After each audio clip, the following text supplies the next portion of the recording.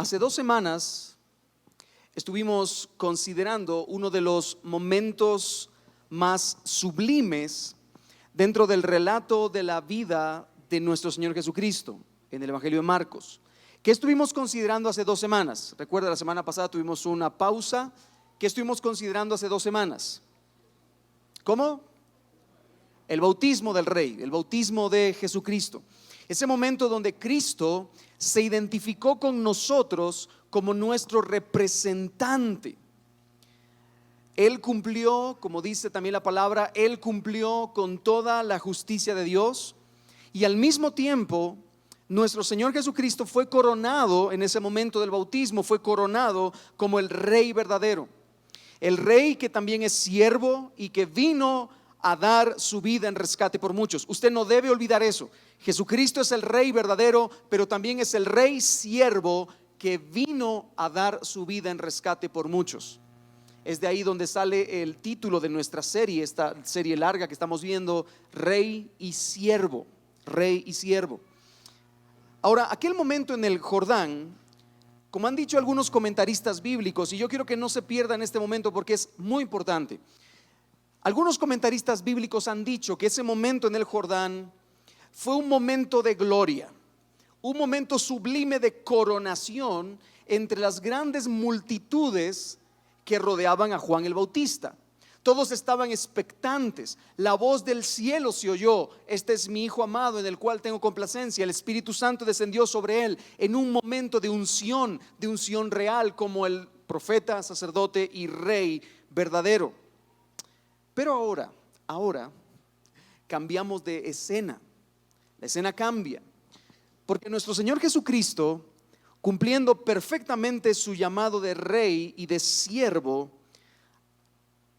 tendría que pasar por las penalidades de la tentación en el desierto. Y eso es lo que vamos a ver el día de hoy, la victoria del rey en el desierto. Y obviamente esta idea también nos lleva a nuestro primer encabezado de esta mañana, que le hemos titulado De la gloria al desierto. De la gloria al desierto. Y vea cómo dice el versículo 12. Y luego el Espíritu le impulsó al desierto. Hermanos, lo primero que nosotros vemos en nuestro texto es la palabra y luego, y luego. Esta palabra y luego, que literalmente significa inmediatamente, es una palabra que se repite constantemente en el Evangelio de Marcos. Aproximadamente unas 46 a 50 veces nosotros vemos esta palabra repetida en el Evangelio de Marcos. ¿Por qué? Porque Marcos es un evangelio rápido, es un evangelio que nos cuenta la historia de Jesús de una forma acelerada, pero no porque él no tuviera tiempo para contar el evangelio, sino porque él quiere presentarnos la triunfante, aplastante, apabullante y rápida victoria del rey. Marcos es rápido con su relato porque nos muestra a un rey poderoso y vencedor. Esa es la idea. Ahora, esa palabra y luego, que como dije significa literalmente inmediatamente, con esa palabra Marcos quiere dejar muy claro que no hay un intervalo, no hay un tiempo largo entre la gloria del bautismo y las penalidades de la tentación. Como alguien ha escrito, probablemente el pelo de Jesús todavía estaba mojado cuando fue llevado por el Espíritu Santo al desierto. Él todavía tenía el pelo mojado cuando inmediatamente fue llevado por el Espíritu al desierto. Ahora, después de aquel momento de gloria que él experimentó en el Jordán, donde todo el mundo pudo ver el Espíritu Santo ungiéndolo, donde todo el mundo pudo escuchar la voz del Padre diciendo: este es mi Hijo amado en quien tengo complacencia, una voz de confirmación. Después de ese momento, hermano, no hubo festejo, no hubo momento de aplausos. Jesús no salió del agua para que le aplaudiera a toda la gente, todas las personas que estaban allí. No, él no salió del agua para que lo exaltaran popularmente. Él no salió del agua para que tuvieran un tiempo de comida o un tiempo de compartir. ¿Usted ha visto los bautismos? Vamos a los bautismos y después del bautismo, ¿qué hacemos? Comemos, participamos, estamos juntos, ¿verdad? Bueno, pues con Jesús no pasó eso. Con Jesús no pasó eso. Él salió del agua E inmediatamente, dice el texto, inmediatamente, todavía estaban mojados sus cabellos cuando el Espíritu Santo lo impulsó al desierto.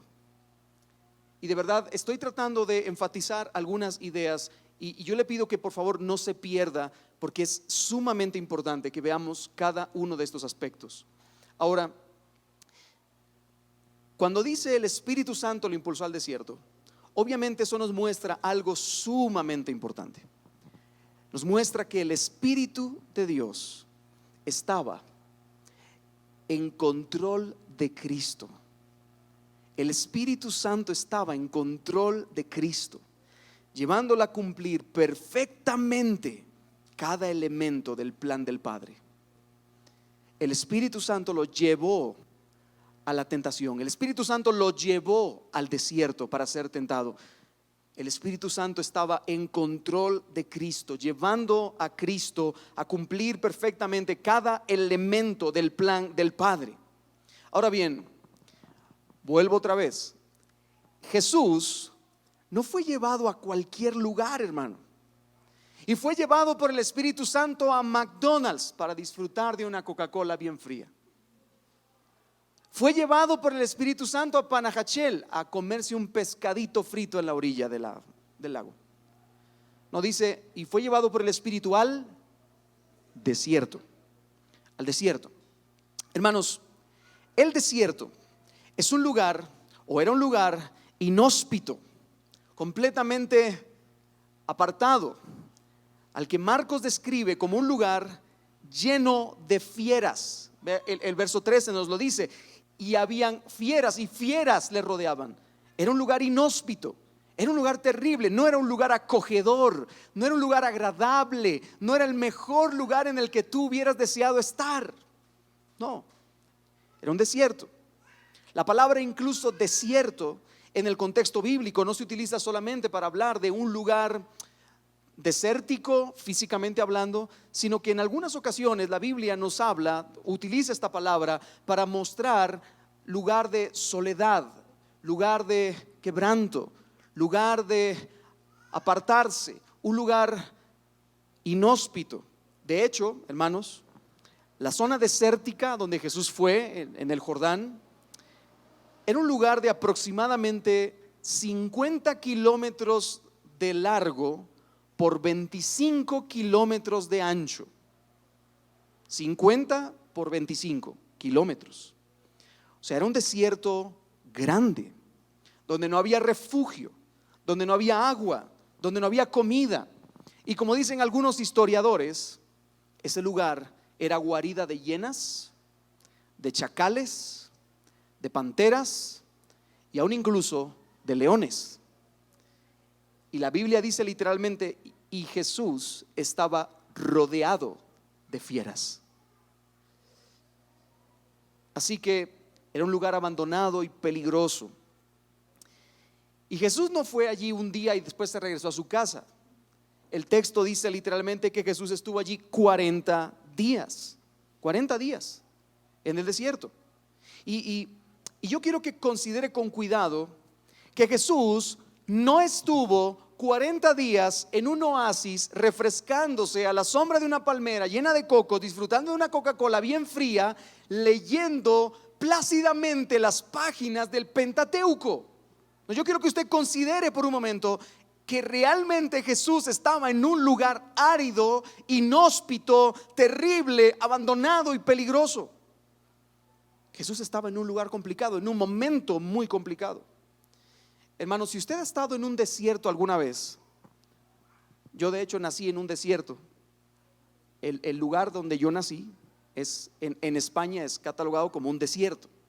Pero si usted ha estado en un desierto alguna vez, o cuando menos ha estado en un lugar sumamente caluroso, no hablamos de un Shela a mediodía, no, hablamos de un lugar sumamente caluroso, por ejemplo, como un paso fronterizo, ¿verdad? Con México, por poner un ejemplo, o algún lugar sumamente caluroso en la costa o en alguna otra región a mediodía. Usted sabe que ese es un lugar insoportable, ¿no es verdad? Es un lugar insoportable. Usted no quiere pasar ni un solo segundo allí.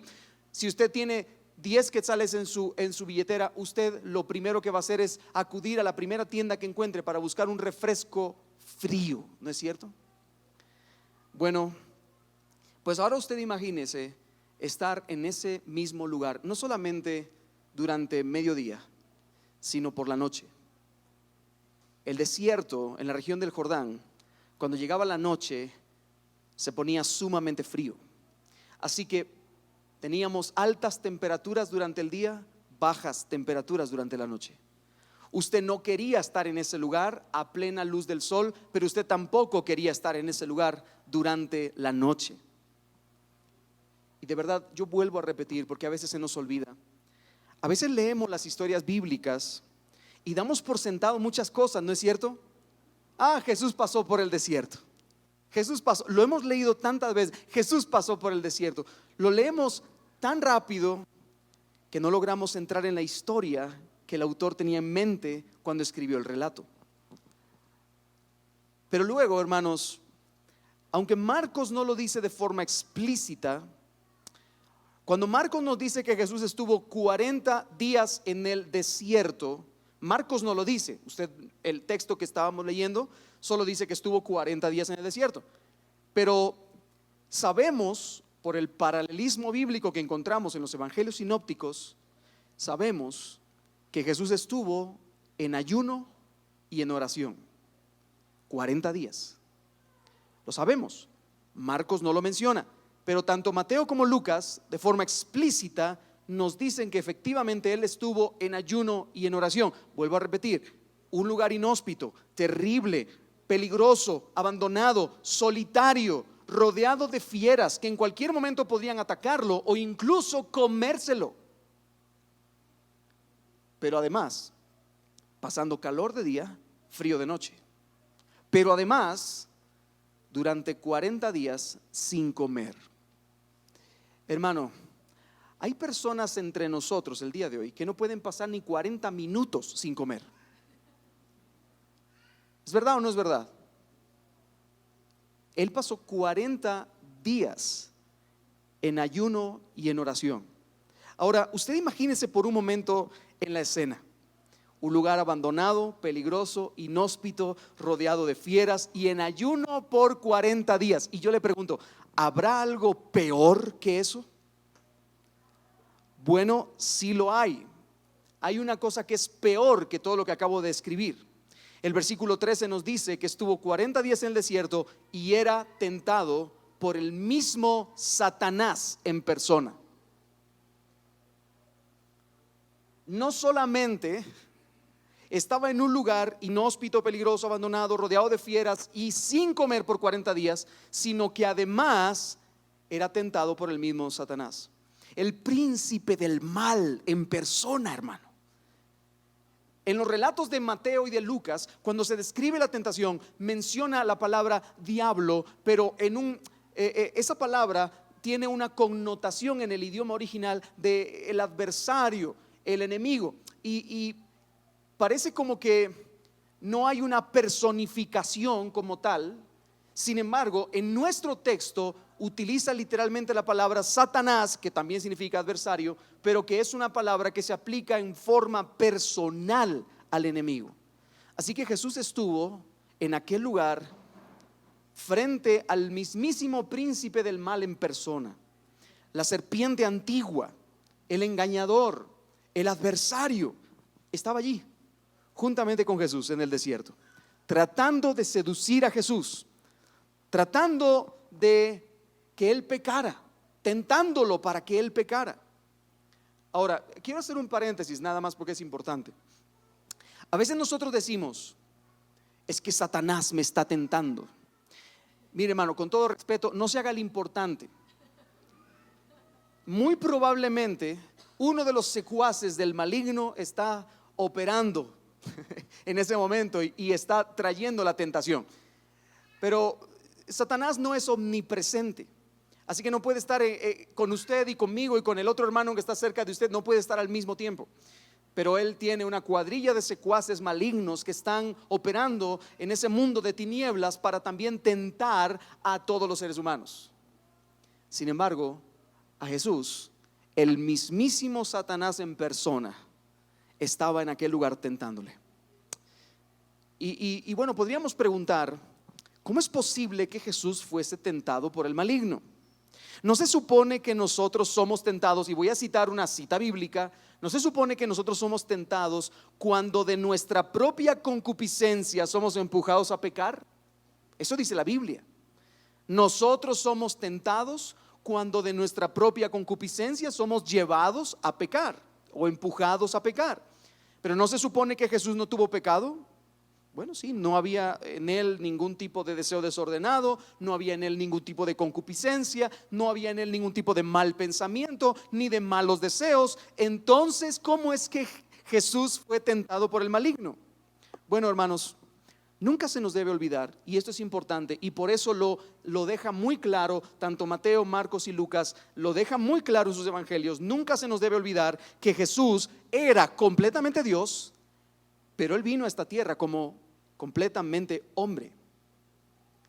Así que en la tentación, Satanás proveyó a Jesús un estímulo externo que no tuvo origen en el alma de Jesucristo, sino en la voz del maligno que quiso convencerlo de una necesidad obvia y aparente. También lo tenemos ahí en pantalla. Otra vez repito esa frase.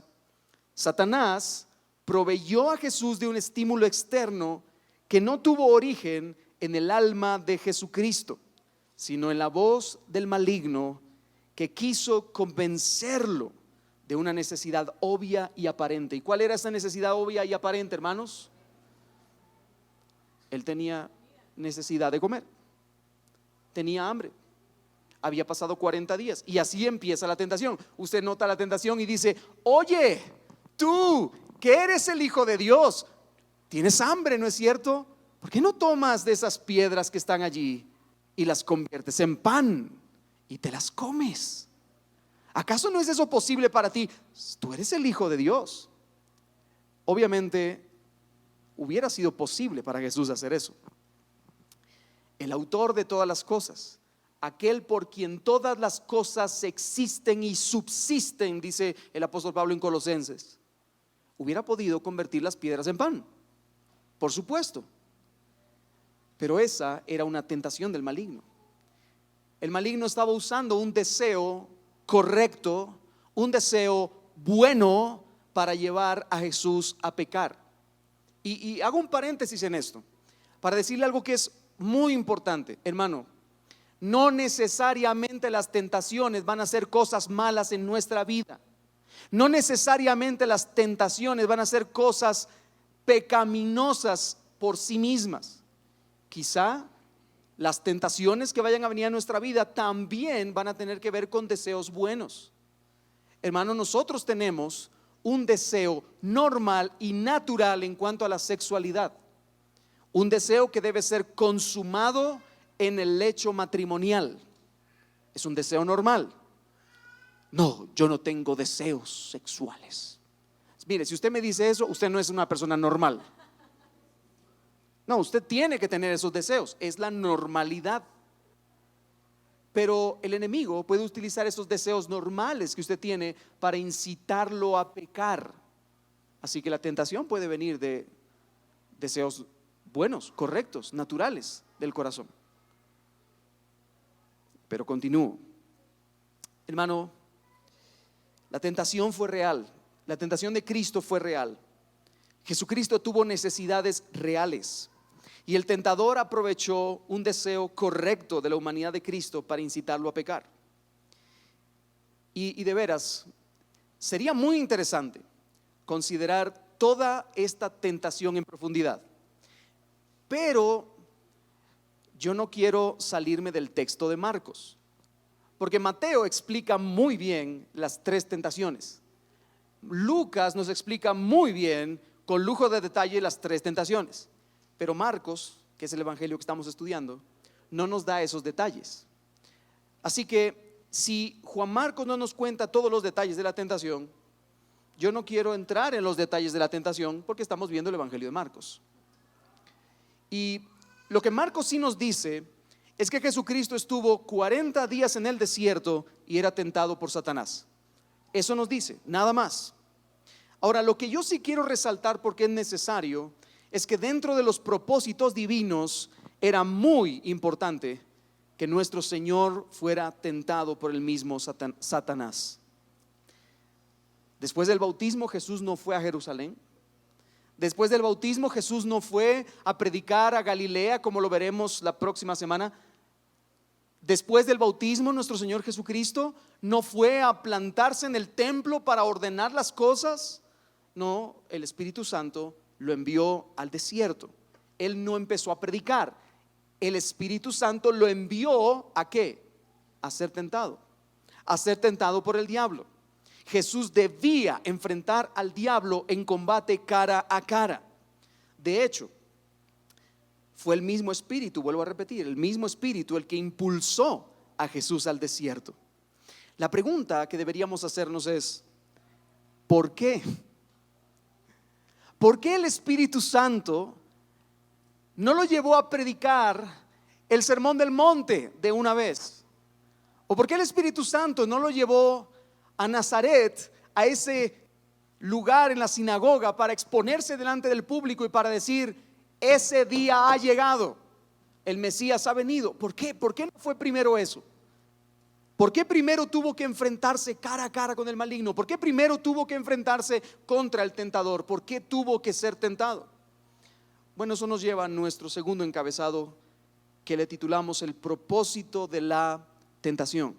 En segundo lugar, el propósito de la tentación.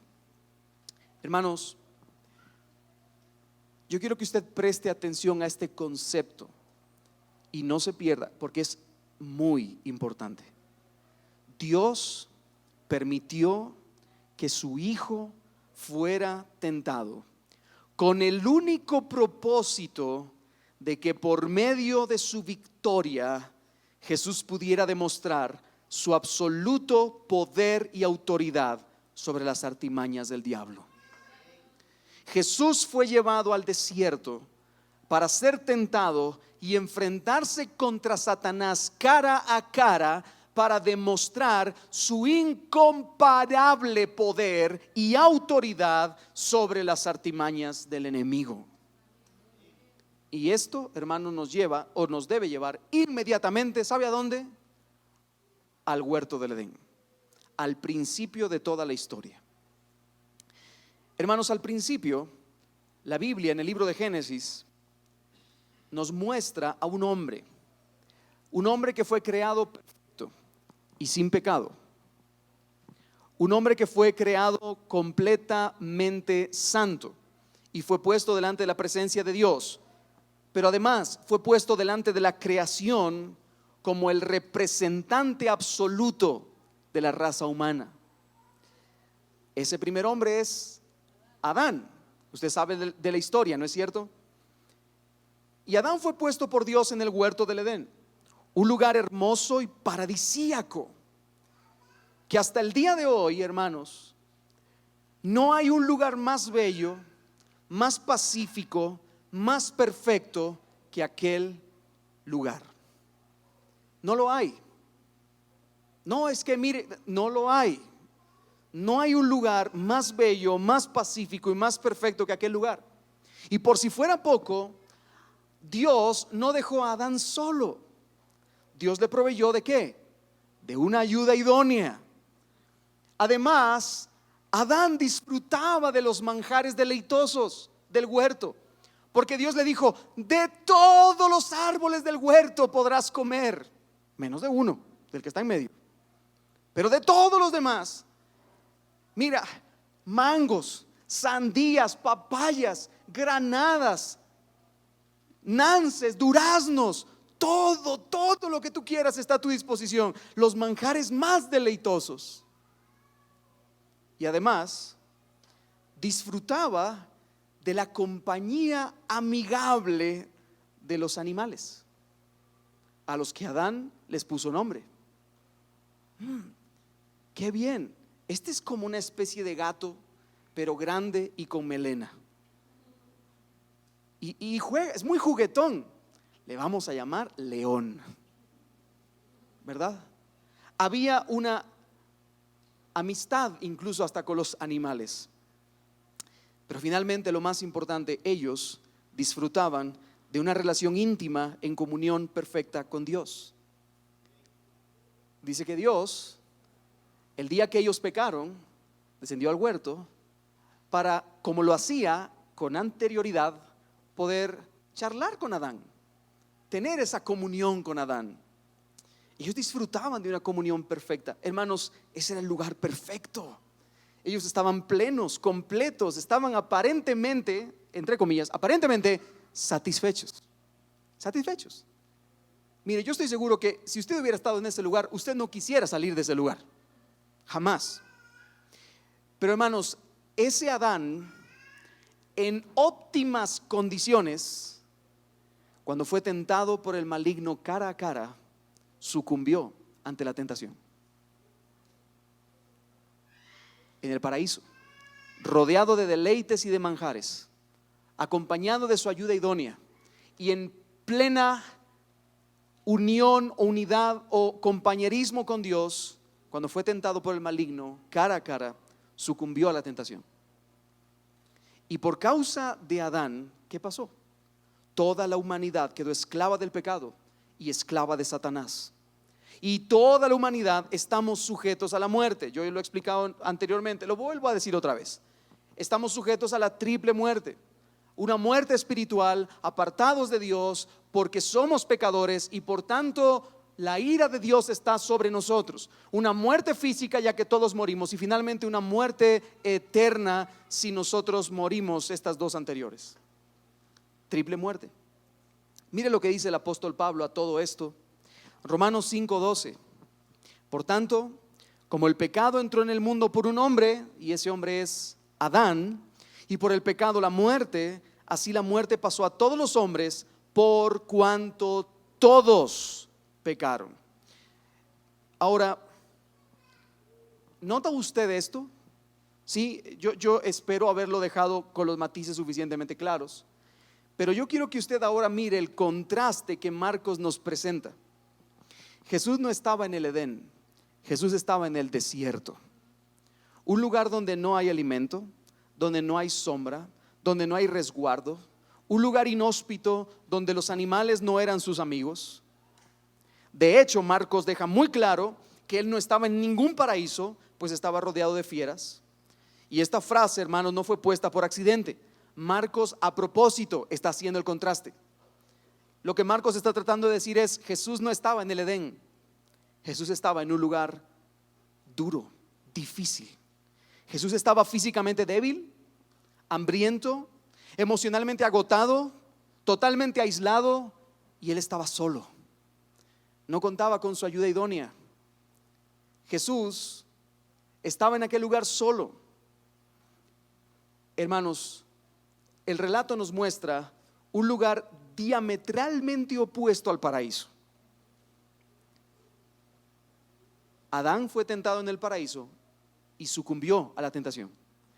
Sin embargo, Marcos concluye con una descripción final del acontecimiento. ¿Qué dice el verso 13? Al final del verso 13 del capítulo 1 de Marcos, dice al final: y los ángeles, ¿qué dice? Le servían, y los ángeles le servían. Hermanos, el primer Adán sucumbió a la tentación en el paraíso más perfecto, y eso trajo graves consecuencias para la humanidad. Pero Jesús, el segundo Adán, a pesar de todo, él estaba en un desierto, hambriento, solo, en un lugar inhóspito, abandonado, literalmente, emocionalmente agotado, físicamente débil. Él estaba hambriento, aislado completamente. El segundo Adán, a pesar de todo, no sucumbió ante la tentación. Y al final de la historia, los ángeles le servían. ¿Y por qué le servían? Los ángeles le servían porque le daban honor por cuanto había vencido al adversario. ¿Sabe qué hicieron los ángeles con Adán, el primer Adán, cuando él falló? Un ángel le tapó la entrada al huerto con una espada. Pero el segundo Adán venció a la tentación, y los ángeles, en honor a su autoridad, a su victoria, le servían. Hermano, Jesús entró al desierto como un rey recién comisionado y ungido para una obra, como el Mesías que debía aplastar la cabeza de la serpiente, como el rey verdadero que debía tomar el cetro en sus manos. Así entró Jesús al desierto. Pero después de la tentación, Jesús salió del desierto como el monarca conquistador. El enemigo no puede hacerle frente. El enemigo no podía hacerle frente. Cristo salió del desierto como el rey verdadero que le había puesto un punto y final a la obra del maligno. Y mire, hermano, en nuestro relato, y yo de verdad, no hagamos tampoco algo grande, pero en nuestro relato todavía nos queda por delante la cruz, que es el lugar de la consumación de la victoria. Y nos queda también por delante algo que no hemos vivido ninguno de nosotros, que es el gran final, la victoria final, cuando el enemigo se ha lanzado al lago de fuego. Todavía nos queda por delante eso.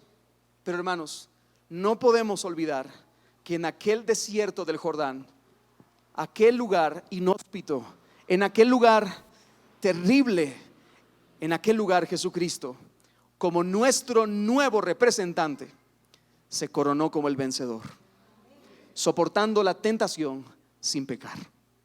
Bendito sea el nombre de nuestro Dios.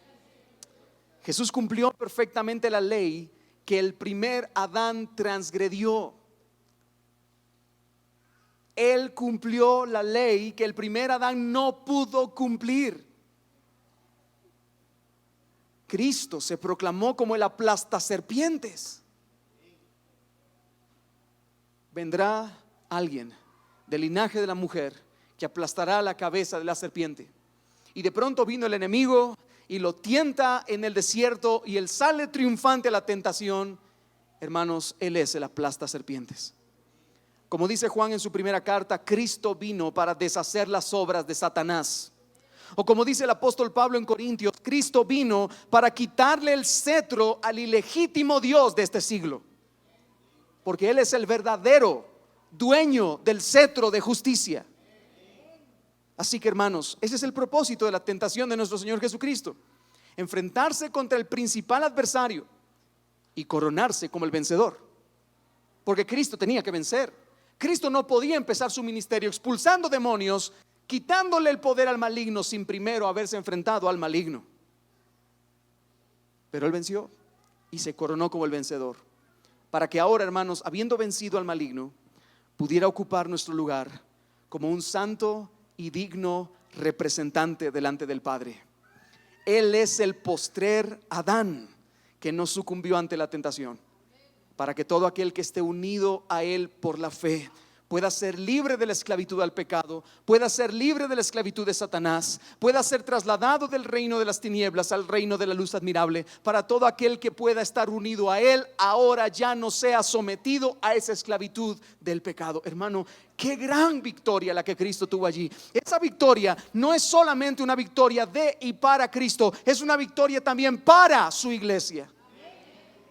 Primera de Corintios 5, 15, 22 dice: porque así como en Adán todos mueren, también en Cristo, que es el segundo Adán, todos serán vivificados.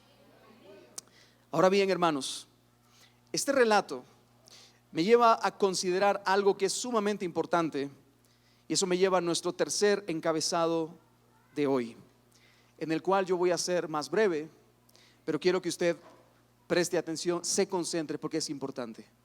La tentación en nuestra vida diaria.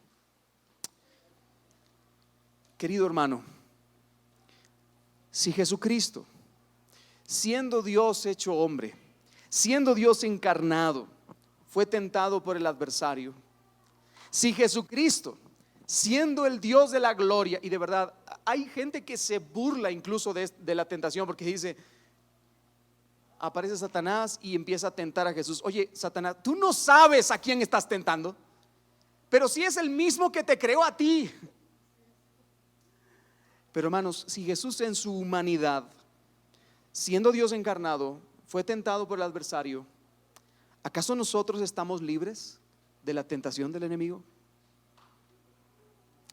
no estamos libres de ninguna manera.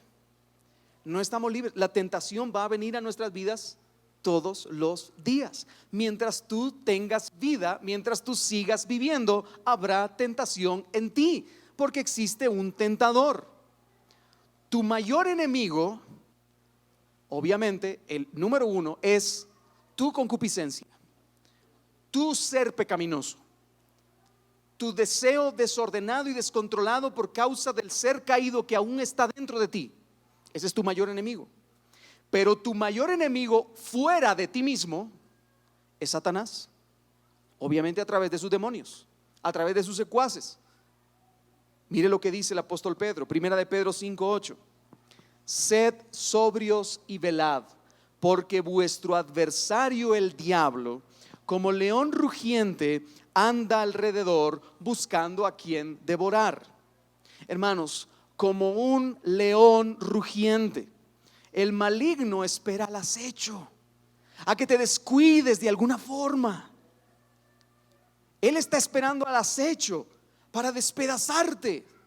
¿Alguno de ustedes ha visto cómo los leones bueno, en este caso las leonas, ¿verdad? Son las que más atacan a sus presas, pero cómo están ocultas detrás de la maleza esperando a que haya un descuido de algún animalito y le saltan encima y le comen? ¿Ha visto usted alguno de esos documentales o los ha visto?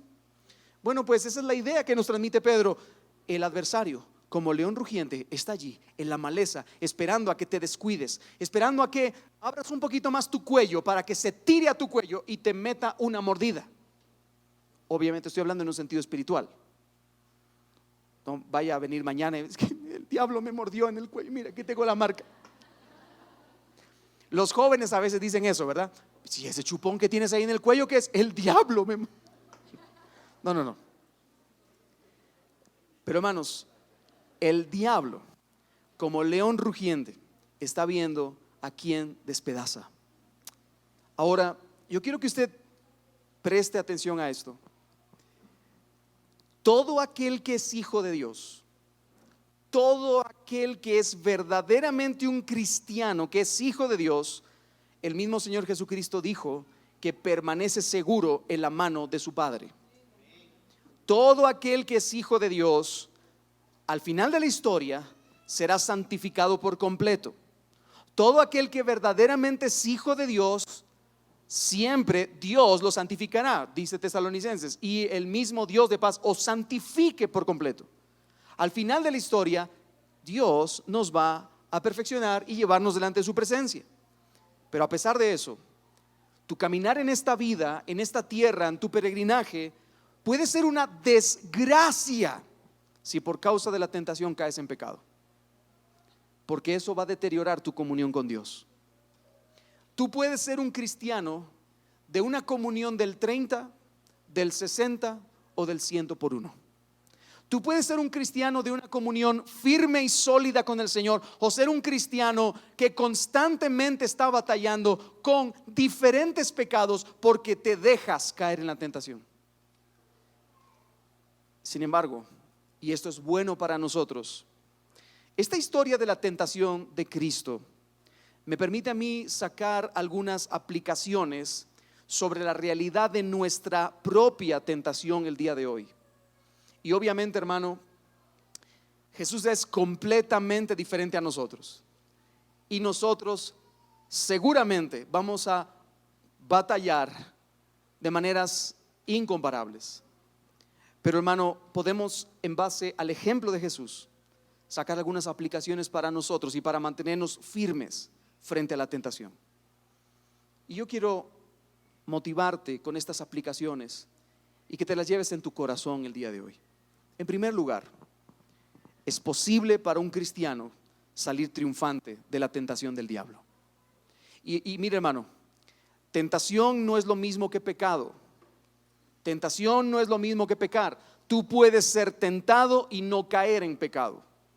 Puede ser que estés siendo tentado constantemente y no caer, no sucumbir ante la tentación. No es lo mismo. No es que yo estoy siendo tentado de plano y que estoy pecando contra Dios. No es lo mismo ser tentado que sucumbir a la tentación. Como solía decir Martín Lutero, tú no puedes evitar que los pájaros revoloteen sobre tu cabeza. No lo puedes evitar. Ahora, lo que sí puedes evitar es que los pájaros hagan nido en tu sombrero. Esa es una realidad. Tú no puedes evitar que las tentaciones revoloteen encima tuya, pero tú sí puedes evitar que esas tentaciones se conviertan en algo vívido en tu vida, de tal manera que se conviertan en pecados. Así que no es lo mismo tener tentaciones que caer en pecado. Habiendo dicho eso, vuelvo a repetir, en primer lugar, es posible para un cristiano salir triunfante de la tentación. Es posible. Y cuando uso la palabra posible, literalmente estoy utilizando la palabra poder. Para el cristiano, todo cristiano tiene el poder de salir triunfante de la tentación. Hermano, como yo ya he dicho antes, mientras estemos en este cuerpo, estamos en una constante batalla contra los deseos de nuestra carne. Y el enemigo de nuestras almas batalla ferozmente contra nosotros. Ninguno de nosotros está en calma, ninguno de nosotros está con brazos cruzados porque es un santo. No, es más, tú te puedes meter en un monasterio y apartarte de todo el mundo y el pecado seguirá en ti, porque el pecado está dentro, no está afuera. No, es que yo voy a aislarme y me voy a poner aquí en cunclillas y me voy a poner durante 3 días sin parar orando. Y hermanos, aún en medio de la oración, y a mí me ha pasado, yo lo confieso delante de usted, a mí me ha pasado, aún en medio de la oración, mis pensamientos divagan y se van a pecar. ¿Le ha pasado a usted o no le ha pasado? Hermano, la tentación está a nuestro alrededor. Vivimos en una batalla constante contra los deseos de nuestra carne, y el enemigo de nuestras almas batalla ferozmente contra nosotros. Está allí. Pero también estamos unidos a Cristo por la fe. Estamos unidos a Cristo por la fe. Nunca se te debe olvidar eso. Existe una unión mística entre Cristo y su iglesia. Ahora somos uno con Cristo. Dios no te ve a ti como que fueras tú mismo. Dios te ve a ti como que fueras su hijo. Eres parte de su cuerpo. Dios te salva por cuanto eres parte de su cuerpo. Hay una unión a Cristo por la fe. Y si tú estás unido a Cristo por la fe y hemos sido redimidos, hemos venido a Él en arrepentimiento y fe, hermanos, hemos sido hechos parte de su victoria. Y si Cristo venció al maligno y a la tentación, en Cristo tú también puedes vencer a la tentación. Y le recuerdo algo sumamente relevante: el pecado sigue siendo nuestro enemigo. Esta es una frase de Twitter, hermano. Es una frase para tuitearla. El pecado sigue siendo nuestro enemigo, pero ha dejado de ser nuestro rey. Nuestro rey es Cristo. Así que el pecado ya no nos domina. El pecado ya no puede dirigir tu vida. Es Cristo el que dirige tu vida. Así que vuelvo a repetir: es posible para un cristiano salir triunfante de la tentación del diablo. Mire lo que dice el apóstol Pablo, 1 Corintios 10:13. No os ha sobrevenido ninguna tentación que no sea humana, pero fiel es Dios, que no os dejará ser tentados más de lo que podéis resistir, sino que dará también, juntamente con la tentación, la salida para que podáis soportar. En segundo lugar, hermano, de estas aplicaciones, Jesucristo nos comprende y se compadece de nosotros. Este texto lo leíamos al inicio de este servicio, Hebreos capítulo 4, verso 15. Porque no tenemos un sumo sacerdote que no pueda compadecerse de nuestras debilidades, sino uno que fue tentado en todo según nuestra semejanza, pero sin pecado. Acerquémonos pues confiadamente al trono de la gracia para alcanzar misericordia y hallar gracia para el oportuno socorro. Hoy nosotros podemos saber a dónde acudir cuando somos tentados. ¿A dónde puedo yo acudir cuando soy tentado? Hermano, debemos acudir a aquel que sufrió y que fue tentado, pero venció sin pecado. Puedo acudir a Cristo. Jesucristo me entiende y se compadece de mí porque Él también fue tentado.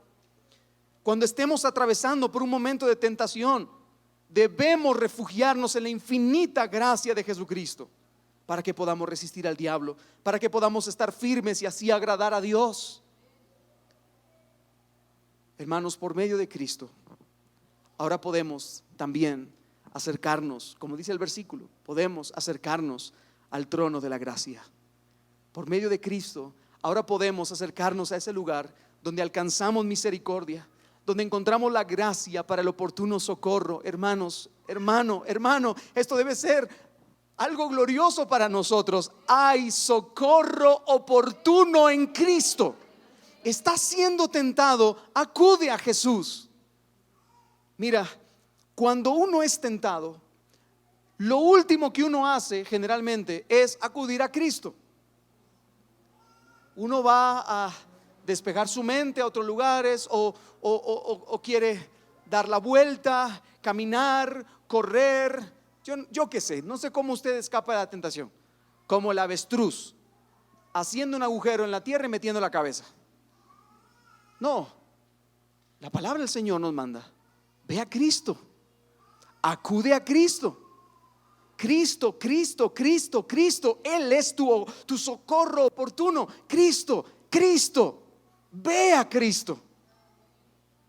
¿Cómo voy yo a Cristo? ¿Cómo acudo a Cristo? Bueno, conócele más, lee más acerca de Jesús, lee su palabra, léete un evangelio una y otra vez, hasta que tú escupas el evangelio con tus labios, hasta que cada momento tu mente piense en Cristo.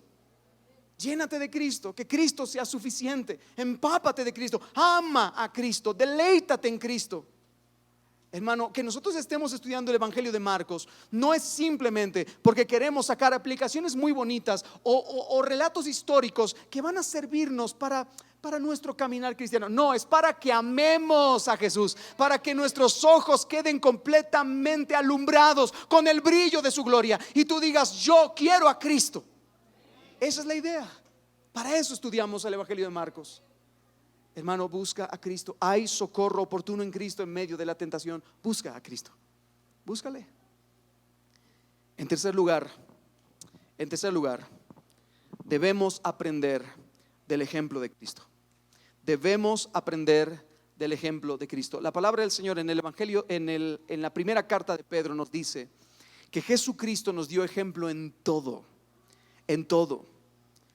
Así que yo, cuando veo la tentación, veo también un ejemplo de cómo yo puedo salir de la tentación.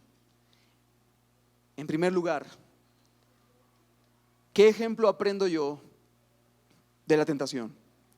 Bueno, Jesús entró a la tentación con el pleno convencimiento de que gozaba del amor y de la complacencia del Padre. Y hermanos, eso nos instruye a que frente a la tentación podamos estar seguros de que por medio de Cristo también gozamos del amor y de la complacencia del Padre. Hay gente que dice: estoy siendo tentado, seguro que no soy agradable delante de Dios. Permíteme un momento, permíteme quitar ese pensamiento extraño y arminiano por un momento. Hermano, te voy a hacer una pregunta.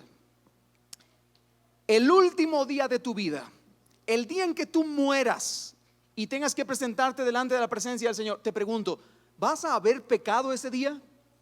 ¿Sí o no? Dígamelo. Seguramente sí, ¿no es cierto? Ok, y si usted muere con pecado, ¿se va a ir al infierno entonces o cómo está la cosa? No, ¿por qué no? Porque mi justicia no depende de mis acciones, depende de Cristo. Yo debo vivir en santidad, soy llamado a vivir una obediencia sincera y deleitosa, pero por supuesto no será una obediencia perfecta. Así que seguramente el día de mi muerte yo habré dicho alguna mentira, o el día de mi muerte yo habré tenido algún pensamiento incorrecto. Hermano querido, y aún así, habiendo pasado por todo eso, el bendito amor de Dios y la complacencia del Padre no serán quitadas de mi vida. Porque Él te escogió, te llamó, te justificó, te adoptó, te está santificando y te va a glorificar. Ese es el proceso que la palabra del Señor nos muestra que todo cristiano experimenta. Así que, querido hermano, si tú te enfrentas a la tentación, en primer lugar, enfréntate bajo el convencimiento de que por medio de Cristo tú gozas del amor y de la complacencia del Padre. Que aunque tú eres tentado por tu propia concupiscencia, que aunque tú eres tentado por causa del maligno, Dios te sigue amando. Y además el Padre está complacido contigo, no por quien tú eres, sino por quien Cristo es. En segundo lugar, aprendo del ejemplo de Cristo que Jesús entró al momento de la tentación en el desierto, lleno del Espíritu Santo y siendo dirigido por el Espíritu Santo. Dice que el Espíritu descendió sobre él en forma visible, como de paloma. Eso quiere decir que lo ungió. Y de verdad, vuelvo a repetir otra vez esta frase que repetí hace ya un par de semanas, y yo espero que usted me entienda. El profeta Isaías dice que Jesucristo, el Mesías que habría de venir, sería el hombre de las 7 unciones, de los 7 espíritus de Dios. Tendría el espíritu de Jehová, el espíritu de sabiduría, el espíritu de revelación, el espíritu de conocimiento. Sería el hombre de las 7 unciones. Pero también el Evangelio nos dice que Él no solamente sería el ungido, sino aquel que traería de su espíritu, porque nos bautizaría con Espíritu Santo y fuego. Así que Él traería de su espíritu a nosotros. Hermano, si tú vives una vida de desnutrición espiritual, eres presa fácil para el león rugiente. Como dice Pablo, no os embriaguéis con vino en lo cual hay disolución. Antes bien, sed llenos del Espíritu Santo.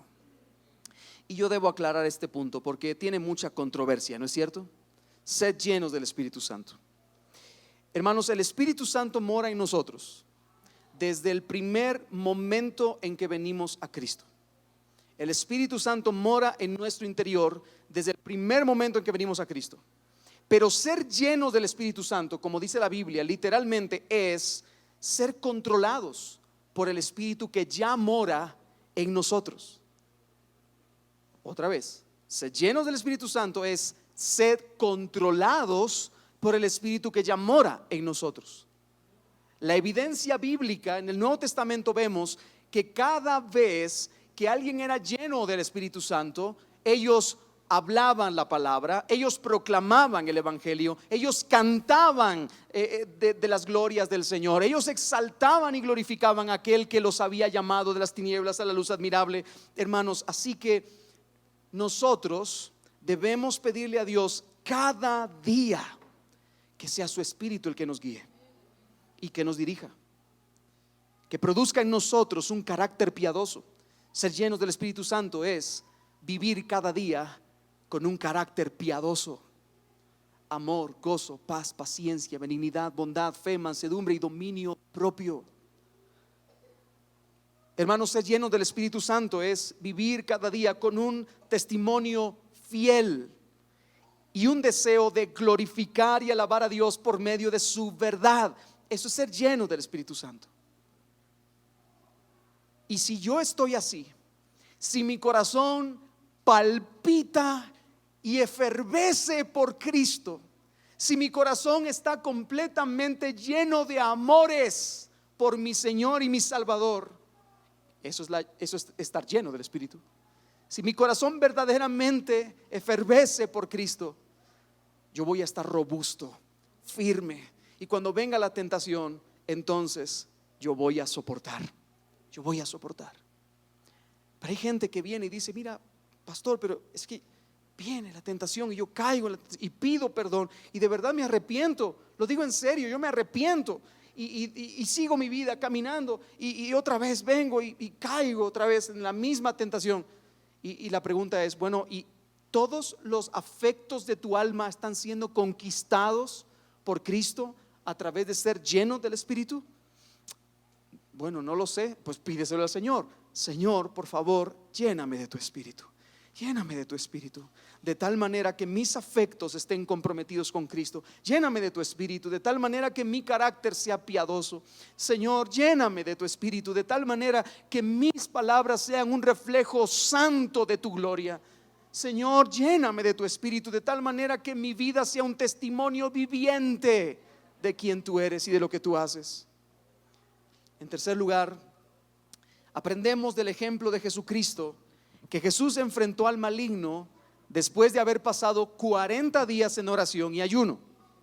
Así que si usted tiene una tentación, ayune 40 días. No es eso lo que quiero decir. Pero hermanos, yo te estoy invitando a que puedas orar constantemente. La palabra del Señor nos llama a que podamos perseverar en la oración. O como dice también el apóstol Pablo en Tesalonicenses, orad sin cesar. Nosotros debemos de perseverar en la oración, ¿no es cierto? Nosotros no podemos estar firmes frente al maligno si no oramos. Si no oramos, ore hermano. Es que no puedo soportar esta situación. Yo es que soy tentado por el maligno y caigo y peco. ¿Estás orando? No estoy orando. Entonces, vaya a orar, por favor. Y ayunar, hermanos, cuando nosotros ayunamos, sometemos nuestra carne, nuestro cuerpo a Dios. Nos acercamos a Él, sustituimos un tiempo de comida por un tiempo de oración y sometemos nuestra carne al Señor. Y yo sé que es difícil porque qué rico es comer, ¿no es cierto? Pero si nosotros ayunamos, sometemos nuestro cuerpo al Señor. Así que le animo a que usted pueda ayunar de tanto en tanto. Y no solamente para estar firme para la tentación, sino porque usted anhela encontrarse con el amado de su alma. Mire hermano, cuando uno estaba ennoviando, y yo creo que los que están casados aquí, yo creo que tienen más o menos cierta idea de esto.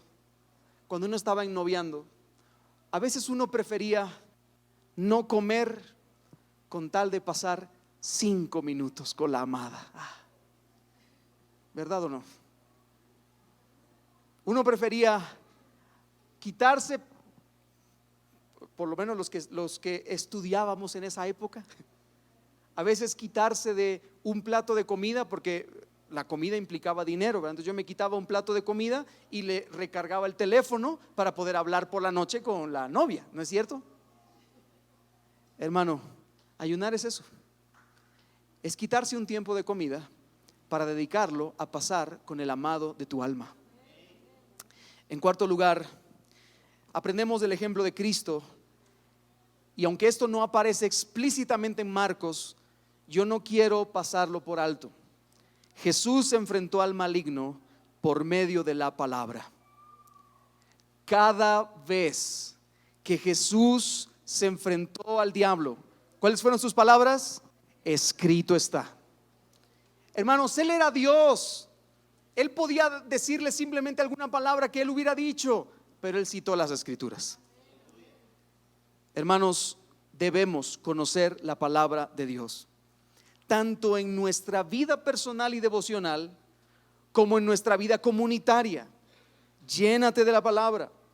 Los miércoles, los domingos, los jueves, los viernes o los sábados, cualquier día que se organice estudio bíblico. Hermano, esos días son organizados para el crecimiento de cada uno de ustedes, de cada uno.